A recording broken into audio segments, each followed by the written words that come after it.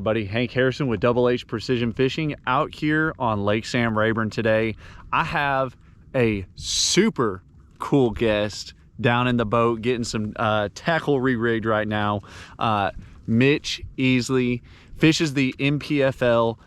Absolutely awesome dude and an even better angler. We're out on Rayburn today just messing around. Not only are we going to try and catch some fish, but we're also going to have some awesome conversations about NBT Marine, because that's actually how I met this guy. Was up at Jones Trolling Motor while I was getting my boat rigged with the NBT setup.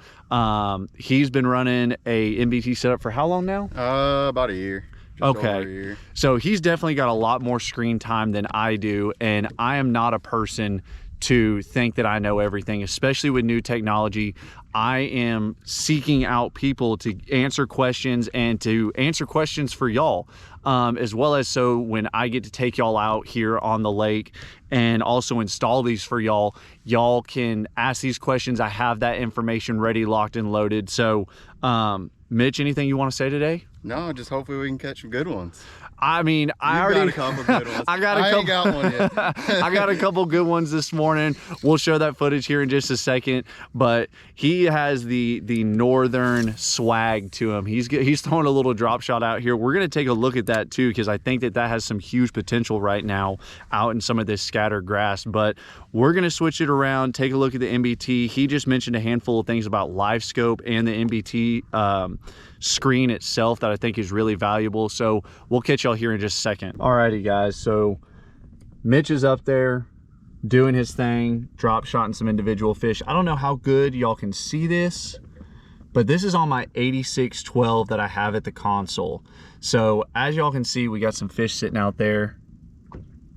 I know he's looking at them up on the big screen, but the way that this works, and if y'all haven't seen kind of my brief, pretty much, you know, slogan and elevator pitch to NBT Marine, it uses advanced screen sharing technology, allowing you to link your 8600 series Garmin's through HDMI and USB-C up to the NBT screen, basically sharing whatever screen is capable and whatever combo is capable up on your 8600 series Garmin's up onto a HD screen in a 16 or 22 inch size for a heck of a price, guys. I'm telling you, that 16 inch screen, and I'll actually jump up here real quick and show y'all, this 16 inch screen retails for right at $3,000 plus tax.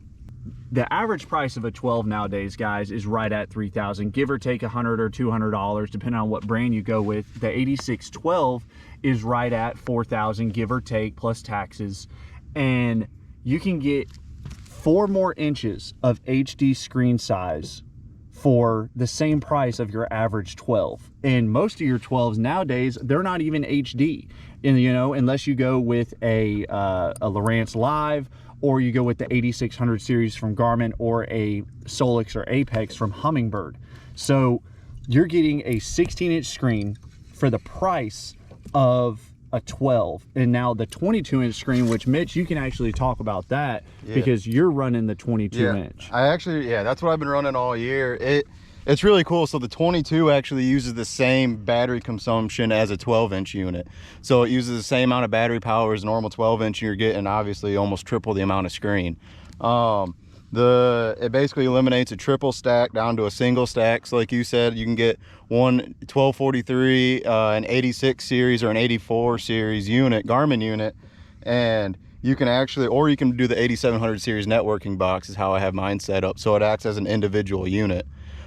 Explain that 8700 series, because that's something that people really haven't heard about. So the 8700 series box is basically an 8612 without the screen. It's basically like another black box. You just put it in a rod locker, wherever you put your normal ones, and then you just plug everything right into it, and obviously it'll act as your NBT screen will act as that standalone unit basically. So the 8700 series box is just a Garmin 8600 series depth finder without a screen. So it's basically like your GLS 10 live scope black box, and it serves the same purpose, right? It's computing and using its own brain, and then it's displaying it through connections on the NBT Marine screen. Yep, exactly. And the cool thing about that is basically like if you don't want to enhance it by like linking it to or sharing it off another screen or anything, you can actually do that, and then it acts as, so I run perspective, forward, and mapping all on the same screen. I eliminated a whole triple stack unit. So you're talking about, I had the battery voltage of 3 12-inch units, and I dropped it down to 1 12-inch basically. So for the guys that are running 2-3 batteries, or even, you know, a giant 125 amp hour lithium battery that costs $1,000, you can pretty much get away with, you know, a 12 power consumption here, 1 or 2 12s at the console, and you can dang near get back down to a group 31 AGM size. Yeah, so I run 100 amp hour lithium, and it will last me like 3 or 4 days, and that's with powering 2 live scopes. I have 2 graphs on my console and then the one up here. That's crazy, because I know the live scopes, they draw a lot of power, and that just speaks volumes to the economic friendly side of this thing. You know, the industry in electronics and everything are so expensive, and us as anglers are spending so much time and money to get the best of the best, because we want to go out there and compete just like everybody. But now this gives us the option to, one, save a really good chunk of money with getting the same, if not more, quality in the display and room in the display. You're buying more inches for less money. Yeah, exactly. And you can actually, so one of the cool things about NBT is, so like you can put all your Garmin gains way up, put all that fuzz into the screen, and there's a way you can get in and go and eliminate color palettes. You can eliminate all of the Garmin fuzz out of your screen, and then you can actually, so basically you're seeing your stuff at a farther distance with the clarity of not having your gains way up. So there's a lot of cool little kind of secret things that you got to play with to figure out, but it is absolutely one of the best things on the market right now. It enhances the Garmin units by so much. And that's one of the biggest things that a lot of people don't understand, is that this is not a standalone unit, right? And this, like I said, it uses advanced screen sharing technology. So I'll kind of show y'all, right? So, oh, he's trying to get one to eat right now. It dove down on it. So I'm a mess. Uh-oh, did y'all see that? Dang. Come on. He's like 10 foot away. He moved on it. Yeah. So like I was kind of saying, guys, so as y'all can see right now, I have a small sliver of map and then the rest of it on live scope, right? If I was using a 10 or a 12-inch unit, my live scope would be blown out, right? They'd be very pixelated. There's not enough pixels on the screen to manage mapping and your side and your live scope, side scan, anything like that, right? But if I wanted to, I could blow this up just like that to get full live scope. I could go back home if I wanted to run one of these at my console, which I would love to do eventually. I have my side scan, my mapping, my down imaging. I can make anything that's possible on your Garmin electronics and on your 8600 series unit or 8700 series black box, you can do on this screen independently from controlling your main unit. And that's one of the biggest things that I want to share with y'all, is that you don't have to go back to your console to change the screen up at the front. All I have to do is operate it just like any other 8600 series Garmin, and I can manipulate it, change my screens, change my settings, whatever I wanted to do. Oh, did you get one? Grass. So that's just a brief, you know, kind of synopsis of what NBT is. We're going to show some live footage of catching fish and stuff like that, which that's what Mitch is trying to do right now. Let's see if you'll go down. Oh. Right underneath the boat. As y'all can see, we're in like 7 foot of water right now. This would be impressive. I don't know where he went. But there's a lot of cool things too. Like one of my favorite things is like when it's raining out, I mean, there's actually a button where you can turn the touch screen on and off right on the side. It makes it just a lot easier than having to hold the button like you do on an 86 series. Like you can just reach down, hit the button here, and then you turn your touch screen off when it's raining. We all know how frustrating it can be sometimes when it's raining and trying to, your screen starts changing once in a while. And... Oh yeah, you start all of a sudden your depth is at 260 feet. You're like, I didn't press that button. Well, I mean, up north, I mean, that's not Oh my God. No, I'm kidding. We don't go that deep, but yeah. And you're originally from smallmouth country. That's where you're from. Well, technically I grew up in Florida. Okay, so not smallmouth country. A lot of people don't know that. I didn't move to Florida or to Michigan back up there. My family's from there, but I didn't move back up there until about, I don't know, 12 years ago or 10 years ago. I graduated 10 years ago, so it's been 10 years. And I got back up there and just fell in love with smallmouth, and that's why I never went back. And then now here I am living back in the South again. Yeah, I got tired of the cold. But you fished the full season of the NPFL this year. Yep. How was that? We got one more tournament left. I've had a bad year. I just haven't been able to execute. Like, I haven't had a problem finding fish. It's just executing at the beginning. I started off bad this year. I had 3 days before I had to leave for the first tournament, my house burnt down and lost all my dogs. And it's been a really tough year dealing with that for the first 4 events of the year, having insurance call me constantly. But it's just an excuse, and I don't know, it was just one of them things. I finally feel like I'm getting back on my feet. Yeah, Lanier's gonna be a fun one. That's the next one. I leave next Friday for that one, and that one's gonna be an absolute slugfest, I think. They're getting in that fall transition, and it's gonna be a live scoping deal. We're gonna have that NBT screen, just hopefully it's just gonna be piled full.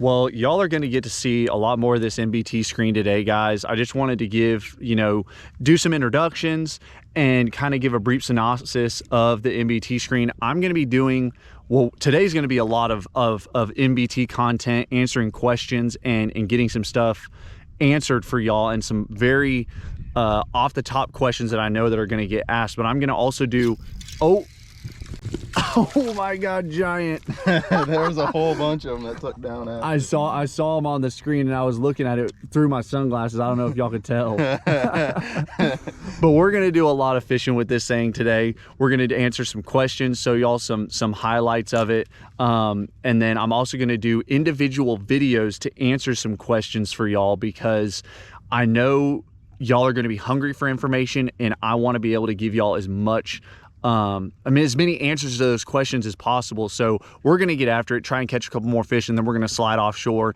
go look for some, and see if we can't find something. So we'll check in with y'all here in just a little bit. Alrighty guys, so as y'all can see, and y'all can probably hear, we've slid offshore. Me and Mitch just got done catching them just about every single cast. I mean, we were straight up whacking on them. Nothing big, but it was fun. It's really hard to stop catching them. I mean, it's really, really hard when you're catching them every single cast. Mitch, kind of talk about, well, here's a great example of what we've been looking at. Big old wad of fish, big old wad of bait. But kind of talk about, why this screen is just as capable as your 8616s, your 8612s, because a lot of people are just going to say, well, if I already have Garmin, I'm just going to stick with Garmin. Why would someone put this screen, this 16-inch screen, other than as 8616? Yeah, so there's a lot of stuff that's built into this that's not built into your actual Garmin unit. So Mitch, the owner, worked a program into here where we can actually go in and turn our color gains way up and everything else pretty much way up. You can turn all your settings up and then put all that Garmin fuzz into the screen, and you can go in and eliminate color palettes. So like if I have the blue palette on there, I can go in and eliminate like a white. Like if it fuzz is like a white color, I can go and eliminate whites, and what it's going to do is cause my blobs to pop harder. It's going to erase all that fuzz, and it's going to allow me to see my bait farther. I am up north, I've done it, and I've even done it on Pickwick, where I'm looking at fish and fish on my screen at 130 feet in front of the boat, watching a drop shot go down 130 to 140 feet. I mean, it's hard to get it out there. It's harder to get it out there than it is to sit there and wait and all, but there's just a lot of different things like that you can do. Like if you program it right, you can actually start your engines from it. You can do a lot of really cool things with it. And obviously, guys, anything that you can do with a Garmin unit, you can do with the NBT Marine unit, right? So the biggest thing that you're looking at, and the biggest selling point, I think, to this unit is the affordability for the screen and the size, the inches that you're buying, right? You're able to get more size and more screen size per dollar than in any other brand of unit, right? You can run an 8612 or the 8700 series box, or you can run an 8400 or an 84 or a 1243. The 1243 yep. as well.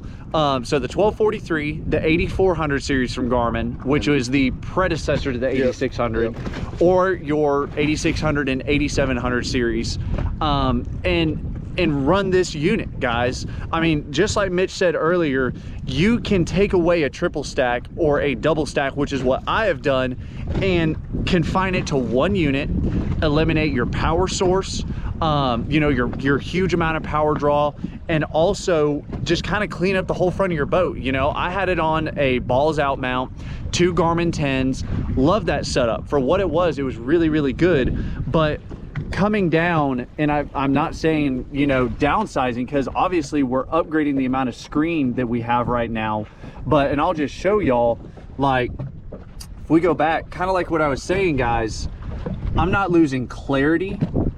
All I'm taking is I'm taking, you know, this portion of my screen, dedicating it for mapping, and then using, this is a 12 to 13 inch screen any day of the week. So I'm not losing anything, and if I ever want to, once I get spot locked, I can turn this to full 16 inch display live scope. And obviously, guys, this is the Destroyer, so this is the 16 inch model. They also have the 22 inch model, which is the Battleship, which is kind of their flagship model.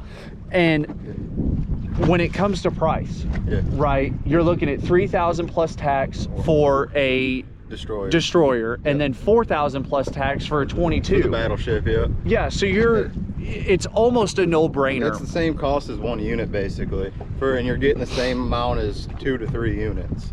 And it's the easiest and smartest way to go, in my opinion. I mean, there's not a better way to do it. Like, if you're already in the process of upgrading, you might as well put that 8600 or whatever, and then put one of those on it, and you're going to come out cheaper in the long run with either more screen size than what you're going to get to begin with. Absolutely. And Bass guys, I'm talking to y'all right now because we all understand the importance of having the latest and greatest, being able to go out there and compete, especially for the guys that are fishing tournament trails, putting in a lot of time, effort, money. You can save money, get a bigger screen, a higher quality screen, and still have the same advantages, if not more advantages, to running your traditional live sonar screens from Garmin. And you're still running Garmin, like you still have the great reliability, everything that you would have from them. So one thing too that I've noticed is it's actually made me better at deep fishing, because with that big screen, like on the 22 inch, like you can actually, when you're fishing like 40 foot, you're looking at it, it doesn't seem like you're in 40 foot. It seems like you're in like 20 foot. And you play with the screen and you can get it. I've actually gotten better in that 40 to 65 foot range than I ever have been before because of that screen. I 100% believe that. It's just the stuff that it makes you go do things, and like you won't even be paying attention. You'll just be looking there, not looking at the depth. The next thing you know, you're like, huh, that fish is in like 45 foot, 60 foot, and then you're reeling them in. It's cool. Like, I have a hard time, and like relearning the size of fish is like the hardest thing I think for it. It's like when you go from a 12 inch to that 22 inch or even a 16, like you're looking at them on live scope and you're like, oh hey, that's a good one, and then you pitch on it and it's like the size of your drop shot, and you're like, oh hey, I guess that was a good one on my 12 inch, and now it's like a quarter of the size. That's a really big thing that a lot of guys, you know, look for. Hey, what a bass look like, fish identification, target separation, all those things. And for the guys running your 93 SVs, your 106 SVs, 126s, y'all understand the frustration that you can have sometimes.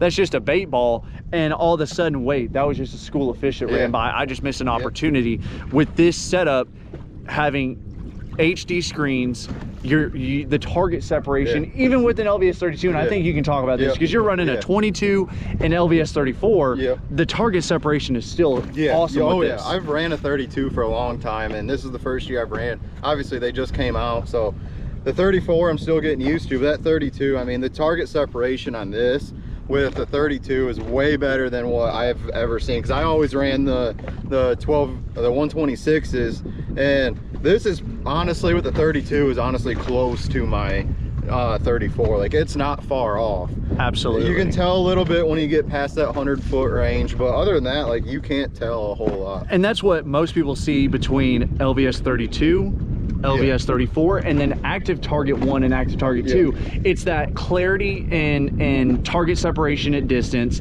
as well as some of the fuzz and the haze and stuff. But just like you said, you can dial up your settings, guys, and I'll grab that remote here in just a second and kind of show that to y'all.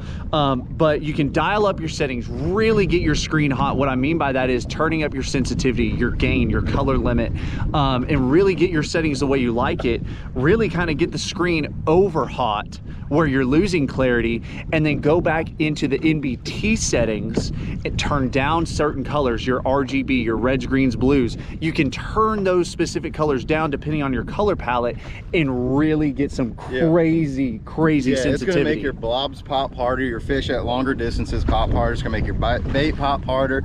You can watch your 1/8 ounce jig head at 90 foot. I mean, it's just crazy on the amount of things that, like, just a little bit of tweaking it will do, and how much fish you're missing, honestly.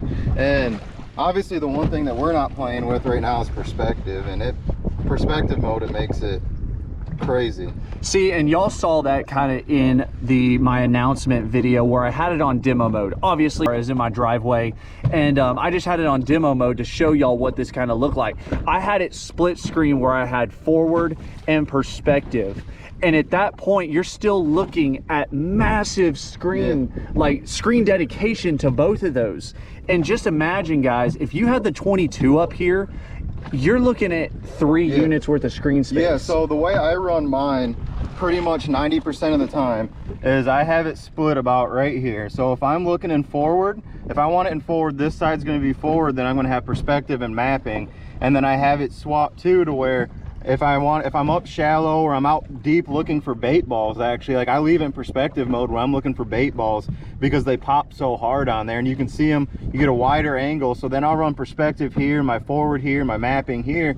And there's actually times too up north where I've wanted that 2D also. So I'll actually run forward and 2D, and then my perspective and my mapping here, and you don't lose anything. Like, it's like looking at, it's like when you do it that way on the 22, it's almost like you're looking at like a 10-inch screens, like, across the board. Like, you're not losing anything, and at that point it's like a quadruple stack. Yeah, guys, the potential for this technology is crazy, and what you can do with these screens is, it's top notch, because there isn't a gimbal mounted 22-inch screen out there. There's not. No. Garmin makes an 86, 22, and a 24. Yep, but the only problem with those is you can't put them in direct sunlight. This is the only big screen on the market that you can put in direct sunlight all day long and it won't melt the motherboard. Yeah, and to my understanding, these are rated, the internal temperature rating is 170 degrees Fahrenheit, which is like 25 degrees more than Garmin, Humminbird, or Lorraine. Yeah, I fished, when we were up at Wright Patman, I went over to Welsh one day, and it was like, I want to say it was 110 degrees out, and I never had a problem with it. And same thing when we were at Eufaula this last week. It was the same thing where it was, I think the second day of practice, it was 110 degrees out there, and yeah, I mean, I don't have any problems with it at all. Like, it's absolutely, like, solid, like, in any aspect of it. Like, I've ran it in 2-footers, and I've ran it in 8-footers so far this year in waves, and you can't break it. Like, it's probably one of the best and strongest units on the market. I've bounced 1-ounce jigs off of it on accident. Don't do it, but when I'm kind of short, so when I'm bed fishing, I've actually kind of put a foot on it or two and kind of used it as a stepping stool a little bit. Kind of like quarter of your weight. Most of your weight's on the trolling motor, but it's a little stabilizer, doing a little stanky leg. I would not recommend doing that. And that's not going to be covered under the factory warranty if you break it. But I'm just saying, well, I've done it. All I can say, guys, is that I'm also going to speak to my crappie guys here for a minute, because crappie fishermen, and I think you can attest to this, crappie fishermen were the first to really adopt a lot of this new technology when it comes to live scope. I mean, you look at guys like Josh Jones. I mean, he was the one that picked it up 8-9 years ago now, and was using it for crappie fishing, found it, you know, the success he could have with bass fishing. But the crappie guys were the ones that really brought the turret to the world, into the bass fishing industry, to the marine industry. And the crappie guys out here, and wherever you are in the United States, if you are not running live scope, obviously you are behind the game. You are not as efficient. You are not putting your customers on the same number of fish as guys who are. Every crappie guy's running it. Yeah, you can't.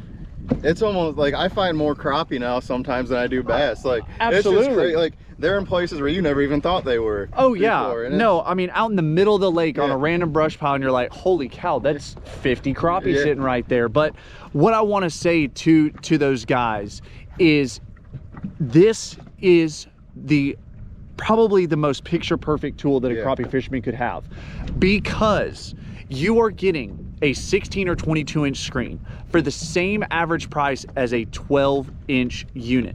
That allows you to put that on the front of your boat and to have your customers enjoy what they're catching. I mean, they love doing it. Yeah, for a customer base, like if you're a guide or whatever, it's absolutely unbelievable. Like, I take my buddies' kids out all the time who obviously, like, he hasn't had a boat in a few years. He sold his last boat to me, and I took his kids out the last time I guess it was probably 2 months ago. They had never seen live scope before, never done it, and I had them up on the front of my boat showing them the 22-inch, and by the end of the day, them kids were live scoping every fish. Like, I just put my rods down, was steering the trolling motor with the remote. Like, they were just live scoping everything. They had a blast. So I mean, it's not only good at, like, it's just good at getting kids involved, getting guides involved, getting your customers involved. Like, it's good at a whole all-around basis, and then at that point you're not missing any fish anymore either. So exactly, you know, I've seen a lot of guides with multiple live scopes on their boat, one screen at the back, one screen up front, allowing their customers to sit across the boat and still view it. Guys, you could put one of these live scopes like up on the bimini or something like, or one of these screens up on the bimini, everybody could see it. I mean, it's a huge screen. And there's, like I said, the possibilities for this are endless. If y'all can think about it, we can rig it. So if y'all have any questions about this, guys, make sure to give me a call. 469-644-4579, Double H Precision Fishing. Go check out Mitch on his socials. I'll make sure to have them tagged down in the comment section, in the description, and everything, because this dude is a stud. I mean, an absolute stud. I haven't shown it this year, but when we go back up north, it's going to be crazy. Well, that's your next trip, is back up north. Yeah, I'm going as soon as I get done at Lanier. Lanier. I'm going back up, and I'm going to spend probably until it freezes over just whacking giant smallmouth. That's awesome. I mean, we're gonna go throw A-rigs in Canada. We're gonna go throw them on the St. Clair River, Detroit River, and hopefully we'll be getting some good videos with some doubles of 5s and 6s. That's ridiculous. It's crazy. As soon as it gets cold like this, they push it in the mouths of the rivers, and it's over. You go in there and throw a 6XD all day long. That doesn't suck, guys. And y'all kind of heard me start to say that. That's my motto. I mean, dude, it doesn't suck. What we do is incredible. It's a blessing. Guys, if y'all have any more questions or want me to make specific videos over some questions that you have about the NBT Marine screens, please leave them down in the comment section. Reach out over social to DM me, give me a call, text, anything like that. And if y'all would like to schedule the time to get out on the water to see this brand new thing, the next big thing, out on the water for yourself, guys, I would love to meet y'all out here, let y'all mess around with it for a while and try and catch a fish, of course. But other than that, guys, if y'all want to go catch a fish, get your units tuned in, or get some depth finders installed in your motor service, give me a call. Double H Precision Fishing. We will see y'all on the next one.